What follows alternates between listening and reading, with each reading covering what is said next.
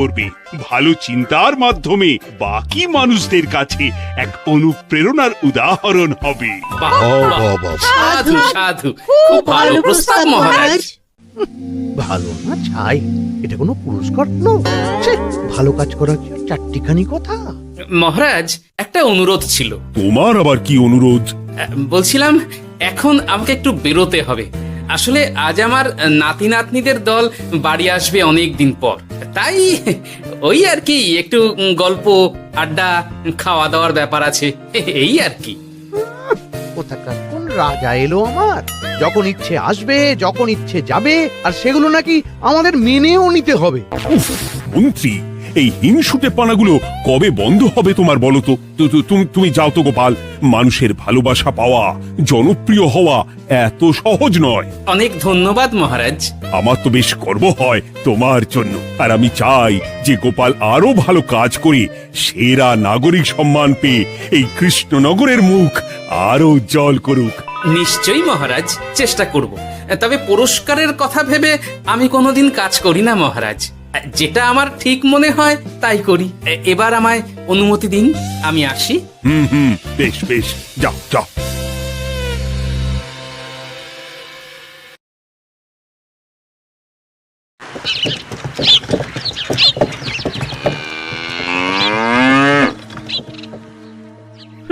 সেরা নাগরিক সম্মান, সেটাও নাকি পাবে ওই গোপাল। বাবা, মহারাজের কি আদিক্ষেতা গোপালের প্রতি, দেখেও গা জ্বলে যায়। ও কি একাই আছে নাকি যে বেশি জনপ্রিয়? আমিও হব। হ্যাঁ, কি করি কি করি? যাই, একটু গোপালের বাড়ি উঁকি মেরে দেখে আসি যে কি এমন মহান কাজ করে।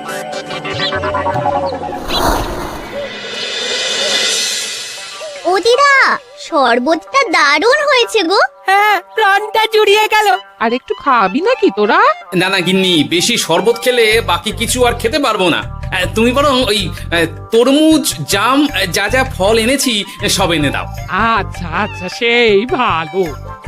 আজকের দিনটা পুরো জমে গেল, মানে কোনো তুলনা হয় না। সে আর বলতে, গোপাল দাদুর জায়গা কেউ কোনোদিনও নিতে পারবে না। কয়জন দাদুকে দেখেছে ওরা জীবনে?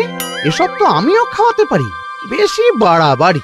এই নে সোনারা আমার, তোদের জন্যই তো তোদের দাদু এসব এনেছে। হ্যাঁ, এই তোরা খা, কেমন? লজ্জা করিস না কিন্তু। স্যার বলতে, ও দাদু, তুমি আমার পরের গল্পটা বলো তো। কি ব্যাপার, মন্ত্রী মশাই হঠাৎ আড়ি পাচ্ছে কেন? কই গো দাদু, চুপ করে আছো যে? হ্যাঁ হ্যাঁ, বলছি। এবারে বুঝলি, এবারে তোদের একটা অন্যরকম গল্প বল। ধুর, আরে কি বলছে সব ঠিক করে শোনাও যাচ্ছে না।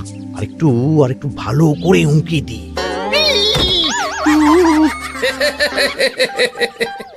কি মন্ত্রী মশাই, ধরা পড়ে গেলেন তো? ওই জন্যই বলে অতি কৌতূহল ভালো নয়। কিসের কৌতূহল শুনি? কিসের কৌতূহল? তুমি কি ভাবছিলে যে আমি আড়ি পাচ্ছিলাম? মোটেই না, মোটেই না। আমি একটা দরকারি জিনিস খুঁজতে খুঁজতে ভুল করে চলে এসেছি এখানে। হ্যাঁ। আপনি কত ধরনের ভুল করতে পারেন সেসব আমার জানা আছে মন্ত্রী মশাই। এখন আমি সব আপোষ করে নিচ্ছি। এরপর এমন হবে যে লোকে তোমাকে পাপোশ করেও পুজবে না। না, কেমন যেন ঠেস মেরে কথাগুলো বলে গেলে মনে হচ্ছে। মন্ত্রী মশাই অমন করে রেগে গেলেন কেন গোপাল দাদু? আমিও তো সেটাই ভাবছি রে। যাকে সেসব বাদ দে, নে আমরা বরং গল্পে ফিরি। সেই ভালো।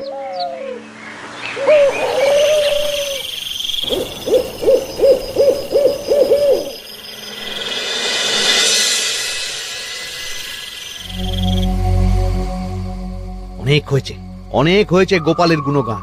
এবার থেকে আমিও এমন কিছু করব যাতে আমি গোপালের থেকেও বেশি জনপ্রিয় হই। কিন্তু তার জন্য গোপালের কাজকর্মের ওপর একটু নজর রাখতে হবে।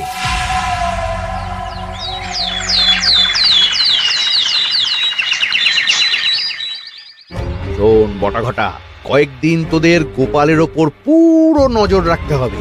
গোপাল কিভাবে কি করছে, কেমন করে করছে, সব এসে আমাকে জানাবি তোরা। আচ্ছা মন্ত্রীমশাই, চিন্তা করবেন না। একেবারে গোপালের দিন পঞ্জিকা বানিয়ে দেব আপনাকে।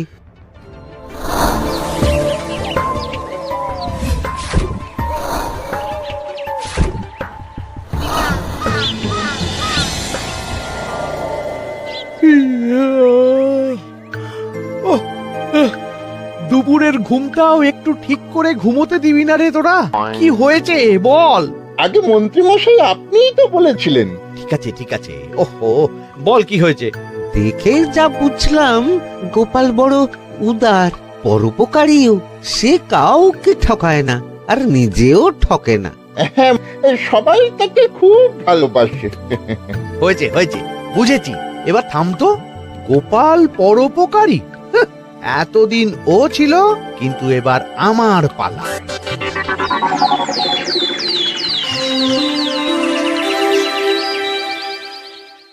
মহারাজ, আমার একটা কাজ আছে, তাই আজ একটু তাড়াতাড়ি বেরোতে হবে।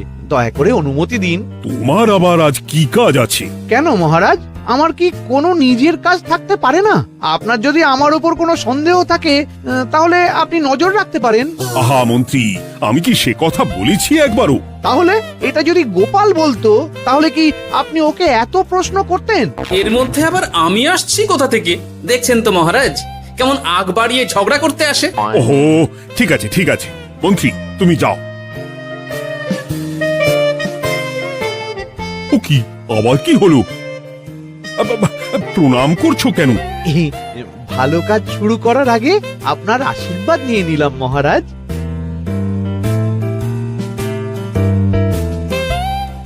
কিছু কি বুঝলেন মহারাজ? না, কি ব্যাপার বলো তো? কি সব ভালো কাজ শুরু করার কথা বললো শুধু? সেটাই তো, থেকে থেকে কি যে হয় বুঝি না।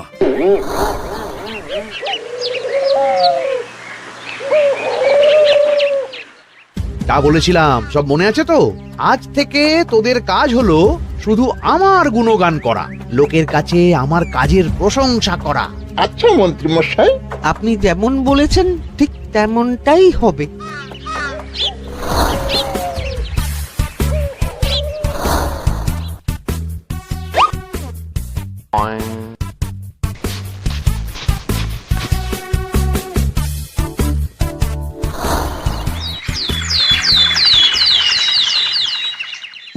সত্যি কথা, মন্ত্রী মশাইয়ের মতো আর ভালো মানুষ হয় না। ওনার মন অনেক বড়। সে আর বলতে। বরাবরই তো খুব বড় মাপের মানুষ। আরে আরে গোপাল দাদা, আরে কোথায় চললে? এই রাজসভায়। ও মা, তাহলে তো তোমার সাথে মন্ত্রী মশাইয়েরও দেখা হবে। হবে বই কি? বাহ বাহ বাহ বাহ, তাহলে তুমি একটু ওনাকে আমার গিন্নির তরফ থেকে ধন্যবাদ জানিয়ে দিও। গতকাল উনি আমাদের অনেক সাহায্য করেছিলেন কিনা। সাহায্য? মন্ত্রী মশাই? আচ্ছা ঠিক আছে।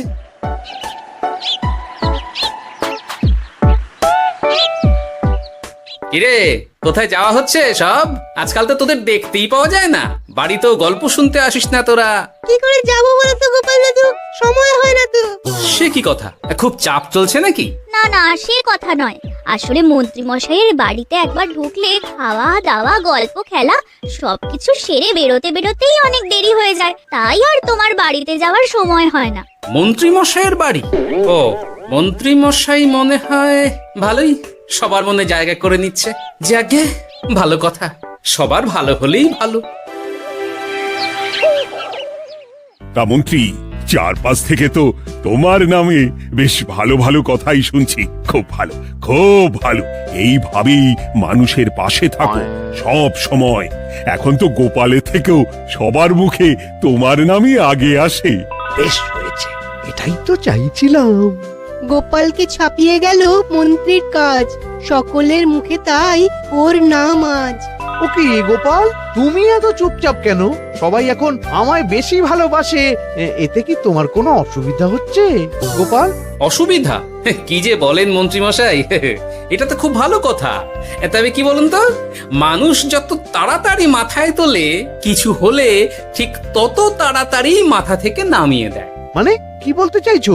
না তেমন কিছু না, ওই নিজের জায়গাটা ধরে রাখাটাই আসল। সত্যি কথা বলেছো গোপাল, এক দুদিনে রাতারাতি কিছু অর্জন করা যায় না। যাই হোক, সভা আজ এখানেই শেষ করলাম।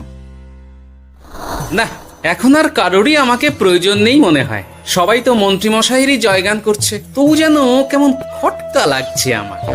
ধুর, এত ভেবে কাজ নেই, ভোলা ময়রার দোকান থেকে বরং কটা রসগোল্লা কিনে নিয়ে যাই।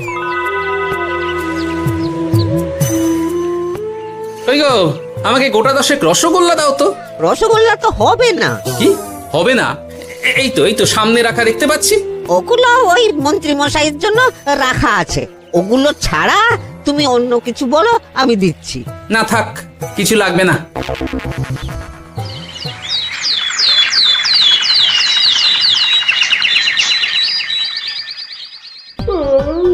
ও কি গো, বলি কত বেলা হয়ে গেল, তুমি এখনো রাজসভায় গেলে না?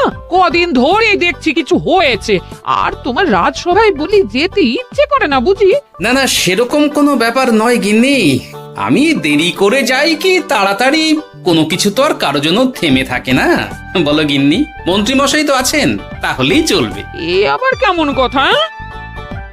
কিছু না, আমি বেরোলাম।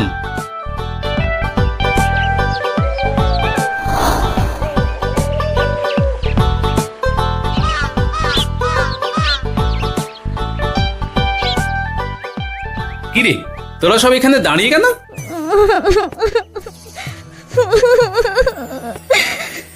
আমরা সব পরীক্ষায় শূন্য পেয়েছি, তাই আমাদের শাস্তি দিয়েছে। আসলে আমরা এতদিন কোনো পড়াশোনা করিনি তো বাড়িতে, পুরো সময়টা শুধু ওই মন্ত্রী মশাইয়ের বাড়িতে মজা করে কাটিয়েছি, তাই এমন হয়েছে। তা নিজের ভুলটা যে বুঝতে পেরেছিস, এটাই অনেক। এই কারণেই বলে নিজের কাজ নিজেকেই করতে হয়, বুঝলি? এরপর মন দিয়ে পড়াশোনা করবি, সব ঠিক হয়ে যাবে।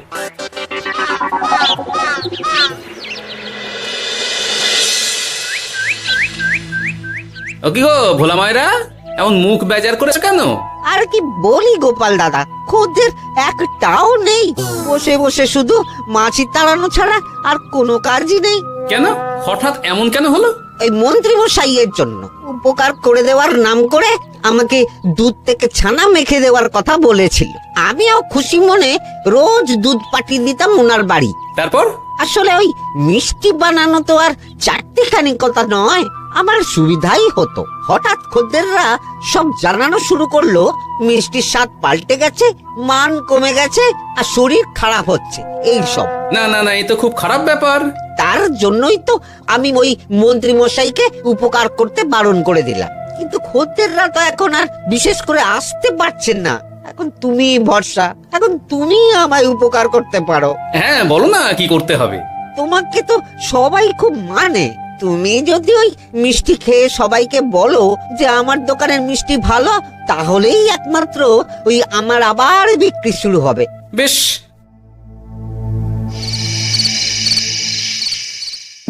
শোনো শোনো, তোমাকে না একটা কথা বলার আছে। কি কথা? তুমি ভালো মানুষই করছো, তাতে তোমার লাভ, আমার কি লাভ আছে তাতে? মানে তোমার আবার কি চাই? সোনার গয়না, আমার একটা নতুন সোনার হার চাই। হ্যাঁ, না দিলে কিন্তু আমি চলে যাব। ওই দেখো, আচ্ছা ঠিক আছে ঠিক আছে, দেবো। ও মা, তাই? সত্যি তুমি খুব খুব ভালো। আমি তোমাকে যতটা কিপটে ভাবতাম, তুমি ততটাও কিপটে না।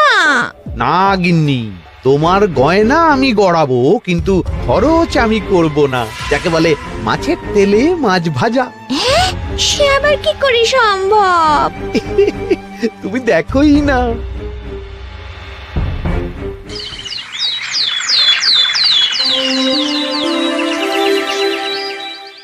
মহারাজ, আপনার কাছে একটা অনুরোধ ছিল। হ্যাঁ, বলো না। এই আগামী সপ্তাহে আমি সকলকে বিনামূল্যে বস্ত্র ও খাদ্য সামগ্রী বিতরণ করতে চাই। আর তার জন্য আমার ইচ্ছা যে আপনি সেখানে প্রধান অতিথি হয়ে আসুন। বাহ বাহ বাহ, এ তো ভারী উত্তম প্রস্তাব, নিশ্চয়ই যাব। অনেক ধন্যবাদ, এ তো আমার পরম সৌভাগ্য মহারাজ। কি খুশি তাহলে? এই আর একটা কথা, মানে বুঝতেই তো পারছেন, অনেক খরচ, তাই অল্প পরিমাণ যদি মোহর মানে আপনার যেটা ভালো মনে হয়। বুঝেছি বুঝেছি, আর বলতে হবে না। আপনি মহান মহারাজ, আজকে বুঝতে পারলাম আপনি সকলকেই সমান চোখে দেখেন। কি হয়েছে গো, তোমরা সকলে এখানে? বড় বিপদে পড়ে এসেছি গো দাদা। কি হয়েছে একটু খুলে বলো দেখি। মন্ত্রী মশাইয়ের অতি উপকারের ঠেলায় আমাদের সকলেরই বড় সমস্যা দেখা দিয়েছে। প্রথম বুঝতে পারিনি, কিন্তু এখন বুঝতে পারছি। দয়া করে কিছু একটা করো গোপাল দাদা। বুঝলাম, ঠিক আছে, আমি দেখি কি করতে পারি। যা বুঝছি, কিছু একটা করে মন্ত্রীমশাইয়ের উপকার থেকে সকলকে বাঁচাতেই হবে, কিন্তু কি করি পেয়েছি উপায়। সামনেই বস্ত্র ও খাদ্য সামগ্রী বিতরণের অনুষ্ঠান করবে বলেছে না, ওটাতেই কিছু একটা করতে হবে। যা বললাম তাহলে বুঝলি তো? ভালো করে মন্ত্রীর উপর নজর রেখে আমাকে সবটা জানা। হ্যাঁ গোপাল দাদু, কোনো চিন্তা করো না, মন্ত্রী মশাইয়ের আসল রূপ সামনে আসবেই।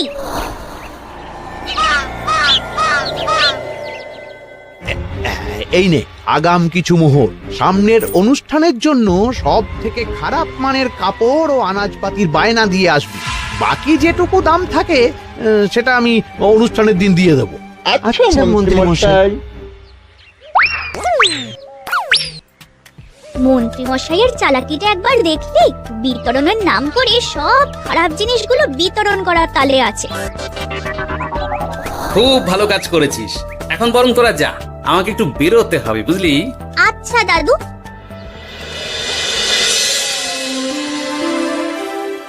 তুমি সত্যি বলছো গোপাল?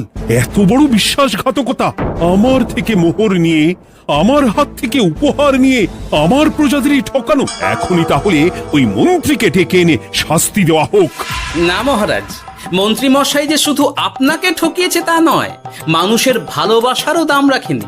সবকিছু সবার সামনে হোক। মন্ত্রী মশাইকে কি করে ফাঁদে ফেলতে হয় সে ব্যবস্থা আমি করে ফেলেছি মহারাজ।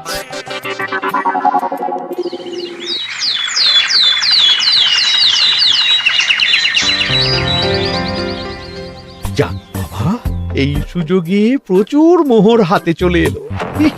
এমনিও আমার চিন্তার কোনো ব্যাপার নেই, সব জিনিস তো মহারাজের হাত দিয়ে বিতরণ করা হবে, তাই খারাপ হলেও সবাই ভাববে মহারাজ দিয়েছে। শোন, এবার তোরা গিয়ে মন্ত্রীকে ওখান থেকে সরিয়ে আন, ততক্ষণে আমি আমার কাজটা মিটিয়ে নিই। আচ্ছা। মন্ত্রী মশাই, শিগগিরই চলুন আমাদের সাথে, মহারাজ আপনাকে ডাকছেন ওই গাছতলার ওখানে। এখন? হ্যাঁ, মহারাজ তো আপনার উপর খুব খুশি, তাই দেখে মনে হলো কোনো একটা উপহার দেবেন আপনাকে। তাই নাকি? বটেই তো, আমি এক্ষুনি যাচ্ছি। এবারে জমবে মজা।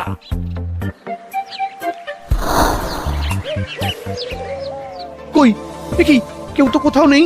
আমাকে যে বললো মহারাজ ডাকছেন, ধুর, আমি বরং মঞ্চেই ফিরে যাই।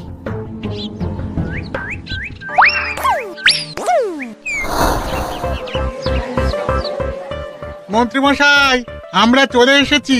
আপনি বলেছিলেন আজকে আমাদের পাওনা মিটিয়ে দেবে। আপনার কথা মতো সবচেয়ে উৎকৃষ্ট মানের কাপড় আমি দিয়েছি।